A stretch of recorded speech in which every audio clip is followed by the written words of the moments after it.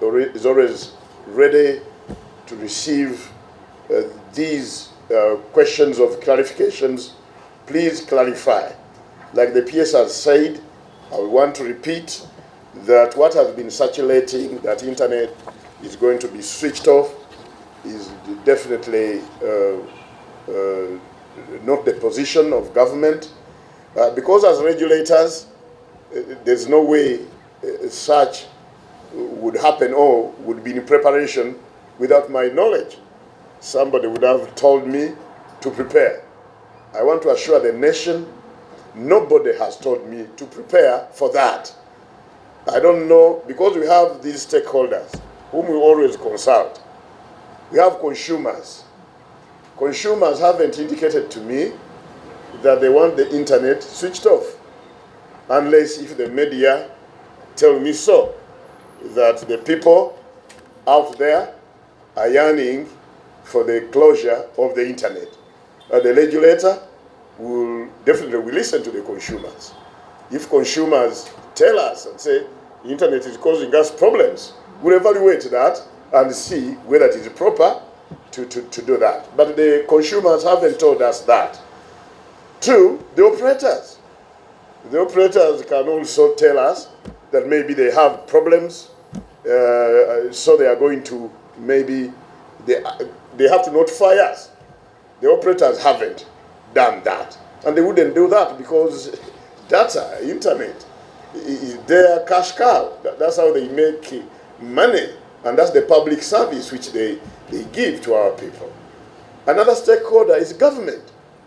Nobody in government has told me anything even related to closure or switching off of the internet. Those are the three major stakeholders who would tell me to prepare. I may repeat, consumers haven't told me. Operators haven't told me to prepare for that. Government hasn't told me to prepare for that. So this speculation is very, very unfortunate. If this were to happen, definitely we'll come out as regulator to brief the country, to brief our stakeholders as to why it should happen. So we would appeal to the general public to stop speculation, go about your work, business as usual, like we are doing our work, business as usual, so there is no cause for alarm. If there is anything, if those three stakeholders told me anything, I'll share with you. Because I'm here under the law, I'm here to share with you whatever actions would want to take. UCC is a statutory agency there to protect the consumers, to regulate the communication space, and we do it transparently with accountability to the people, with accountability to the population. There's nothing we'll do in whispers. There's nothing we'll do in hiding. If we are to take any intervention, we'll share it with the general public. So there is no reason why we should speculate on this. Another issue, Madam PS, is the issue of Starlink. I want to assure the nation that we are processing the license of Starlink. For the past 6 months or so, the UCC has been processing the license of Starlink. Processing a license is not an event, it's a process. A lot of things for public interest, which we have to ensure. We have asked them for documentation. We have asked them for clarifications. I'm happy to tell you that most of these, they are provided. So we are processing. We are processing. And as you know, the law gives the regulator only 6 days. If I was given all the documents, if all my clarification I wanted were given to me, the law gives me only 60 days in which to process a license. I have not that choice of saying I can do it after 60 days, I can do it in 100 days. No, only 60 days. But that is if you've answered all my clarifications. I have to issue the license within 60 days. Starlink company knows very well how this engagement is moving. However, Madam PS and the general public, we've been seeing in the market, there have been people who have been using these Starlink terminals to get internet. And that was illegal because Starlink had to be licensed to operate in Uganda. The equipment used, the terminal, the routers, and all other such related devices have to be type approved by the Commission before usage. However, you know that there have been some people, and we have evidence to this effect, who have been receiving signals. Why? Because some of our partners in the region already have licensed Starlink. And as you know, signals respects no boundaries. But that being that, each jurisdiction has a different licensing regime. We are different countries. So there is no signal that can be allowed in Uganda if the operator is not licensed in Uganda. That's why we had to caution Starlink. We have to ask them that we see your signals, and there are some our people who are overzealous. They're already using your equipment. And you saw the response which they have done. We want to thank Starlink for being responsible. So they have geo-locked all signals in the jurisdiction of Uganda. You can't get internet. We've heard that there are some people who have global account, global roaming, and regional roaming. We are seeking clarification on this.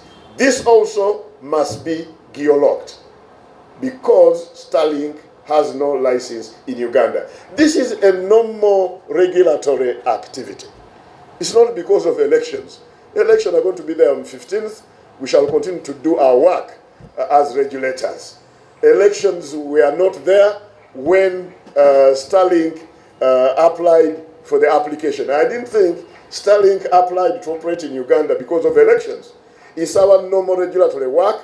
It's not only Starlink who is applying to have this kind of services. As you know, there are so many other providers, OneWeb, Project Kuiper, so many satellite operators whose application to operate in Uganda will be processing. You've had the announcement already between Airtel Africa and Starlink, where they have collaborated to provide internet via the core network of Airtel.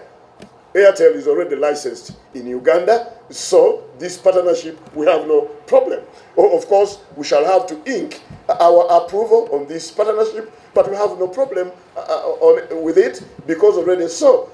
We are not preventing Ugandan from enjoying the services of Starlink. I want to assure Ugandan that already the services of Starlink have already been installed by Airtel officially, that come a few weeks, if not days from now, you will be able to directly get signal through your Airtel line to access internet anywhere in the country via their core network. So we are not preventing the country from enjoying that ubiquitousness of satellite technology. That's what I wanted to clarify very, very well. Because some people have been saying probably by delaying, and we are not delaying. I told you the law only gives me 60 days. Why haven't we approved this license for the past 1 year? Because all the time they bring their requisition We ask you questions on your behalf. We do it on your behalf through the law. They have to clarify to us. If you are not satisfied, we ask for clarifications. We process. As I told you, issuing a license is not an event, it's a process. And a rigorous process for that matter. Because the communication business is not a usual, normal business. This is business that affects lives of so many people. So before we issue a license, we have even to publish it in the Gazette, and we call for your comments at the general public. And what you tell us also inform whether we should issue a license or not. So when you see that happening, you know that we are closing, we are reaching the tail end of the license issuing process to Starlink and other satellite operators like OneWeb, like Amazon, who have already also asked us to start the process. Madam PS and the general public, I want to use this opportunity also to remind the broadcasters.